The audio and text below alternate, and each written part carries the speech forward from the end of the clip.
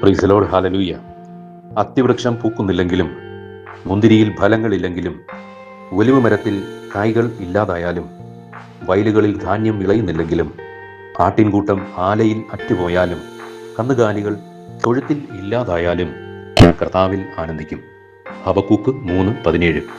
പ്രിയ സഹോദരങ്ങളെ, കഷ്ടതയിലൂടെ കടന്നുപോയപ്പോൾ ദൈവമായ കർത്താവിനെ ഹബക്കൂക്ക് പ്രവാചകൻ തൻ്റെ കഷ്ടതയിൽ തന്നെ സ്തുതിക്കുകയാണ്. നമ്മുടെ ജീവിതങ്ങളെ ഹബക്കൂക്ക് പ്രവാചകന്റെ ഈ സ്തുതികളോട് ചേർത്ത് വെച്ച് നമുക്കൊന്ന് ധ്യാനിക്കാം. നമ്മുടെ പ്രാർത്ഥനകൾക്ക് ഉത്തരം ലഭിക്കുമ്പോൾ ദൈവത്തെ സ്തുതിക്കുന്നത് സ്വാഭാവികമാണ്. എന്നാൽ ഹബക്കൂക്കിനെ പോലെ അത്തിവൃക്ഷം തളിർക്കാത്ത നേരത്തും മുന്തിരിയിൽ ഫലങ്ങളില്ലാത്ത സമയത്തും ജീവിതം വരണ്ട അവസ്ഥയിൽ നിൽക്കുമ്പോഴും നാം സ്തുതികൾ ഉയർത്തിയാൽ ആ വേദനയുടെ കയ്പിനപ്പുറം ദൈവസാന്നിധ്യത്തിൻ്റെ അവാച്യമായ മധുരം നമ്മുടെ ആത്മാവിനെ സ്പർശിക്കും. ജീവിതത്തിലെ അത്തിവൃക്ഷം തളിർക്കാതെയും മുന്തിരിവള്ളികൾ ഫലം നൽകാതെയും പോകുന്ന ശൂന്യതയുടെ നിമിഷങ്ങളിൽ ആ വേദനയെ സ്തുതികളാക്കി മാറ്റുമ്പോഴാണ് ദൈവിക കൃപയുടെ ഒഴുക്ക് നമ്മുടെ ആത്മാവിൽ പതിക്കുന്നത്. ജീവിതത്തിൽ ഞെരുങ്ങുന്ന ദൗർഭാഗ്യങ്ങളിൽ ശാന്തത കൈവിടാതെ കർത്താവിനായി നിലകൊള്ളാൻ നമുക്ക് സാധിക്കണം. കഷ്ടതയിലെ സ്തുതികൾക്ക് വലിയ മഹത്വമുണ്ടെന്ന് നമ്മൾ തിരിച്ചറിയണം. എപ്പോഴും നന്ദിയോടെ കർത്താവിനെ ഓർക്കുവാൻ നമുക്ക് സാധിക്കണം. കഷ്ടനഷ്ടങ്ങളിലും വേദനകളിലും ഹൃദയത്തിൽ നിന്നും എപ്പോഴും സ്തുതികൾ ഉയരണം. പ്രിയ സഹോദരങ്ങളെ, ഹബക്കൂക്ക് പ്രവാചകന്റെ ഈ സ്തുതികളോട് ചേർത്ത് വെച്ച് നമ്മൾ ചിന്തിക്കേണ്ടത് പൗലോസിൻ്റെയും ശീലാസിൻ്റെയും സ്തുതികളാണ്. ദുരാത്മാവ് ബാധിച്ച അടിമപ്പെണ്ണിൽ നിന്നും പൗലോസ് ആത്മാവിനെ ബഹിഷ്കരിക്കുകയാണ്. അവളുടെ യജമാനന്മാർ തങ്ങളുടെ ആദായ മാർഗം നഷ്ടപ്പെട്ടു എന്ന് കണ്ടപ്പോൾ പൗലോസിനെയും ശീലാസിനെയും പിടികൂടി വലിച്ചിഴച്ച് പൊതുസ്ഥലത്ത് അധികാരികളുടെ മുമ്പിൽ കൊണ്ടുവരികയാണ്. ജനക്കൂട്ടം അവർക്കെതിരെ രോഷം കൊള്ളുകയാണ്. വസ്ത്രങ്ങൾ ഉരിഞ്ഞുമാറ്റി അവരെ പ്രഹരിക്കാൻ ന്യായാധിപന്മാർ കൽപ്പന നൽകി. അവർ അവരെ വളരെയധികം പ്രഹരിച്ചതിന് ശേഷം കാരാഗ്രഹത്തിൽ അടച്ചു. അവർക്ക് ശ്രദ്ധാപൂർവം കാവൽ നിൽക്കാൻ പാറാവുകാരന് നിർദ്ദേശവും കൊടുത്തു.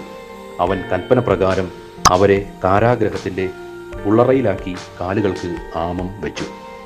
അവർ ചെറിയ ശിക്ഷയല്ല അനുഭവിച്ചത്, കഠിനമായി അടിയേൽക്കുകയാണ്. അവർ ഒരുപാട് ക്ലേശങ്ങളിലൂടെ കടന്നുപോയി. ഒരുപാട് വേദനകൾ അവർ ക്രിസ്തുവിനെ പ്രതി സഹിച്ചു. അതുകൊണ്ടൊന്നും തീർന്നില്ല. അവർക്ക് സ്വതന്ത്രമായിട്ട് ഒന്ന് ഇരിക്കാനോ കിടക്കാനോ പറ്റാത്ത രീതിയിൽ അവരുടെ കാലുകൾ ബന്ധിക്കപ്പെട്ടു. ശരീരം മുഴുവൻ കഠിന വേദന. പ്രിയ സഹോദരങ്ങളെ, നമ്മുടെ ജീവിതത്തിൽ സഹനങ്ങളിലൂടെ, രോഗങ്ങളിലൂടെ, കടഭാരങ്ങളിലൂടെ, കണ്ണുനീരുകളിലൂടെ നമ്മൾ കടന്നു പോകുമ്പോൾ നമുക്ക് ദൈവത്തെ സ്തുതിക്കുവാനായിട്ട് സാധിക്കുന്നുണ്ടോ? പലപ്പോഴും നമ്മുടെ ഹൃദയത്തിൽ നിന്നും ആ സാഹചര്യത്തിൽ ഉയർന്നു വരുന്നത് പരാതികളാണ്. എൻ്റെ കർത്താവേ, എന്തുകൊണ്ട് നീ ഇത് ഞങ്ങൾക്ക് അനുവദിച്ചു എന്ന്. അർദ്ധരാത്രിയോടടുത്ത് പൗലോസും ശീലാസും കീർത്തനം പാടി ദൈവത്തെ സ്തുതിക്കുകയാണ്. തടവുകാർ കേൾക്കുന്ന ഒച്ചത്തിൽ അവർ ഒന്നിച്ച് ദൈവത്തെ സ്തുതിച്ചു. അതുപോലെ തന്നെ ദൈവത്തെ അവർ പാടി ആരാധിച്ചു. നമ്മളൊന്ന് മനസ്സിലാക്കണം, തടവറയിൽ നിന്നും രക്ഷിക്കപ്പെട്ടതിന് ശേഷമല്ല അവർ ദൈവത്തെ സ്തുതിച്ചത്. മുറിവേറ്റ് വേദനയിൽ നിന്ന് ആ സാഹചര്യത്തിലാണ് അവർ കർത്താവിനെ സ്തുതിച്ചത്. അതും ഒച്ചത്തിലാണ് അവർ കർത്താവിനെ സ്തുതിച്ചത്. അവരുടെ സ്തുതികൾ തൊട്ട് അടുത്ത് ഉണ്ടായിരുന്ന തടവുകാർ കേൾക്കുന്ന അത്രയും ഉച്ചത്തിലാണ് അവർ കർത്താവിനെ സ്തുതിച്ചത്. തടവറയ്ക്കുള്ളിൽ അടയ്ക്കപ്പെട്ട സഹ തടവുകാർ ശാരീരിക ബന്ധനത്തിലായിരുന്നു എങ്കിൽ കാവൽക്കാരൻ ആത്മീയ തടവറയിലായിരുന്നു. നമ്മൾ പലപ്പോഴും ഈ തടവറ അനുഭവത്തിലൂടെ കടന്നു പോകുമ്പോൾ നമ്മൾ മനസ്സിലാക്കേണ്ട ഒരു വലിയ സത്യം, കർത്താവായ യേശു ക്രിസ്തുവിന് എന്നെ അതിൽ നിന്നും മോചിപ്പിക്കുവാനായിട്ട് സാധിക്കും എന്ന് നമ്മൾ വിശ്വസിക്കണം. പൗലോസിൻ്റെയും ശീലാസിൻ്റെയും കഷ്ടതയിലെ സ്തുതികളിൽ നമ്മൾ കാണുകയാണ്, ഭൂകമ്പമുണ്ടായി, കാരാഗ്രഹത്തിൻ്റെ അടിത്തറ കുലുങ്ങി, വാതിലുകൾ തുറക്കപ്പെട്ടു. അപ്പോൾ തടവുകാരെല്ലാം രക്ഷപ്പെട്ടു എന്ന് കരുതിയ കാവൽക്കാരൻ വാളൂരി സ്വയം ആത്മഹത്യയ്ക്ക് ശ്രമിക്കുകയാണ്. പക്ഷേ അവനെ അവർ രക്ഷിക്കുകയാണ്. തുടർന്ന് അവരോട് വചനം പ്രസംഗിക്കുകയാണ്. അവർ പ്രസംഗിച്ചത് യേശുവിൽ മാത്രമാണ് രക്ഷ എന്ന വിശ്വാസ സത്യമാണ്. പ്രിയ സഹോദരങ്ങളെ, നമ്മുടെ ജീവിതത്തിൻ്റെ ഞെരുക്കങ്ങൾ അല്ലെങ്കിൽ വേദനകൾ, ഇവയെല്ലാം അതേ അവസ്ഥയിലൂടെ കടന്നു പോകുന്ന അനേകരെ ആശ്വാസത്തിലേക്ക് കൊണ്ടുവരുവാനാണെന്ന് നമ്മൾ തിരിച്ചറിയണം. ഏതൊരു വേദനയും അനുഭവിച്ചവന് അതിൻ്റെ കാഠിന്യം അറിയാം എന്ന് നമുക്കറിയാം. അവർക്ക് അവരൻ്റെ വേദന മനസ്സിലാകും. മുറിയപ്പെട്ടവനാണ് ഉത്തമ സൗഖ്യദായകൻ. യേശു മുറിയപ്പെട്ടതിനാൽ നമ്മുടെ എല്ലാ വേദനകളും മനസ്സിലാക്കുവാനായിട്ട് യേശുവിന് സാധിക്കും. പക്ഷേ നമ്മൾ ഈ കഷ്ടതയിൽ കർത്താവിനെ സ്തുതിക്കുവാൻ വേണ്ടി തയ്യാറാകണം. കർത്താവിൻ്റെ വഴികൾ നമ്മുടെ ചിന്തകൾക്ക് അതീതമാണ്.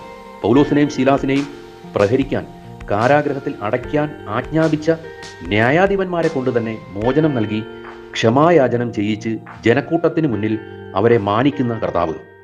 ആജ്ഞകൾ നിന്റെ മുൻപിൽ അപേക്ഷകളാക്കി മാറ്റുന്നവൻ്റെ പേര് നസ്രായനായ യേശു കർത്താവ് എന്നാണ്. നീ രക്ഷപ്പെടാതിരിക്കാൻ കാവൽ നിന്നവനെ കൊണ്ട് തന്നെ നിന്നെ രക്ഷിക്കുന്ന ഈശോ. കഷ്ടതയിലെ നമ്മുടെ സ്തുതികൾ വഴി നാം മാത്രമല്ല രക്ഷപ്പെടുന്നത്, ബന്ധനത്തിലായിരിക്കുന്ന അനേകം മനുഷ്യരാണെന്ന് നമ്മൾ ഓർക്കണം. പ്രിയ സഹോദരങ്ങളെ, ഹബക്കുക്കിനെ പോലെ, പൗലോസിനെ പോലെ, ശിലാസിനെ പോലെ നമ്മുടെ ജീവിത സാഹചര്യങ്ങൾ എന്തുമാകട്ടെ, കർത്താവിനെ നമ്മുടെ ഹൃദയത്തിൽ വിശ്വസിച്ചുകൊണ്ട് അധരം കൊണ്ട് സ്തുതിച്ച് ഏറ്റുപറഞ്ഞ് മഹത്വപ്പെടുത്തുന്നതാകട്ടെ നമ്മുടെ ജീവിതം. Price the Lord.